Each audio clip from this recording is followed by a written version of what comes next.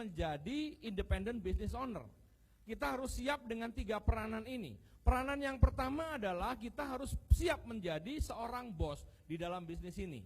Nah, saya akan perlihatkan dalam sebuah papan tulis, Bapak dan Ibu sekalian, bahwa peranan yang harus kita ketahui, yang harus kita pahami dalam bisnis ini adalah yang pertama kita harus menjadi seorang bos.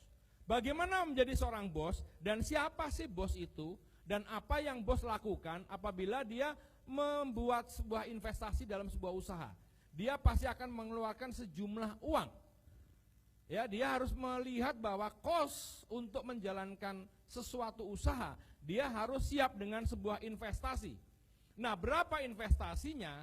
Kalau di bisnis yang lain investasinya adalah besar.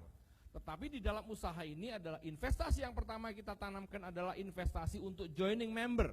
Joining member adalah kurang lebih sekitar 100.000 rupiah. Setelah itu tentu saja kalau hanya join saja tidak akan pernah bisa. Oleh karena itu ada sejumlah uang tertentu yang harus kita investasikan untuk membeli sebuah produk. Yang nilainya bisa 2 juta, bisa 2,5 juta, bisa 3 juta.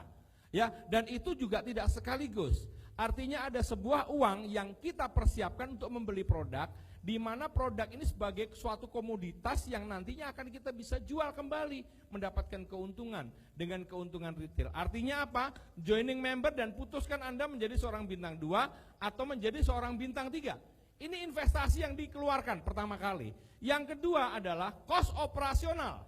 Kos operasional itu adalah biaya-biaya yang dikeluarkan atau dipersiapkan oleh si bos sendiri, yaitu diri Anda sendiri untuk bisa melakukan pekerjaan Anda sebagai seorang penjual.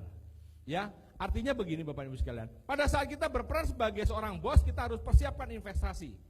Investasinya adalah joining member, masuk atau membeli produk senilai 2 juta atau 2.300.000 dan sebuah biaya yang dikeluarkan, entah biayanya itu 1 juta atau 2 juta, terserah. Ini bos, ini adalah peranan yang harus dilakukan bos. Peranan yang kedua, setelah Anda sudah mempunyai produk yang akan Anda jual, peranan Anda sebagai seorang manajer. Manajer itu adalah mengatur, membuat planning tentang biaya yang sudah ada. Kalau biayanya 1 juta untuk kos operasional dan produknya seperti ini, manajer ini peranan Anda sebagai seorang manajer adalah mengatur jadwal Anda. Anda harus kemana hari ini? Ya, besok Anda harus lakukan apa? Sampai dengan 1 bulan Anda harus melakukan pekerjaan Anda. Artinya Anda membuat sebuah planning, program, ya, program atau planning Anda dalam 1 bulan, 3 bulan atau 6 bulan ke depan. Nah, setelah Anda sudah mempunyai planning, tentu saja planning Anda disesuaikan dengan cost atau biaya yang dikeluarkan oleh bos, yaitu Anda sendiri. Kalau biayanya 1 juta ya Anda persiapkan 1 juta ini dalam 1 bulan harus kemana. Nah, setelah Anda sudah mempunyai investasi, sudah mempersiapkan investasi, Anda juga sudah mempersiapkan programnya. Tentu saja Anda memerlukan orang yang akan menjalankan. Nah, siapakah orang yang menjalankan? Yaitu adalah peranan Anda ketiga, Anda sebagai seorang employee, yaitu Anda sebagai seorang karyawan. Karyawan yang menjalankan perintah manajer sesuai dengan planning yang sudah dibuat oleh manajer. Nah, kalau Anda bertanya, loh Pak, lah biayanya dari mana? Biayanya ya sesuai dengan biaya yang dikeluarkan bos, yang notabene adalah Anda sendiri. Nah, sehingga dengan kos yang seperti itu, planningnya juga harus dibuat sesuai dan program yang Anda jalankan ya harus sesuai.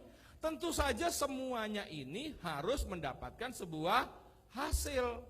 Mungkin di awal bulan pertama hasilnya tidak memadai atau kurang memadai, tidak apa-apa.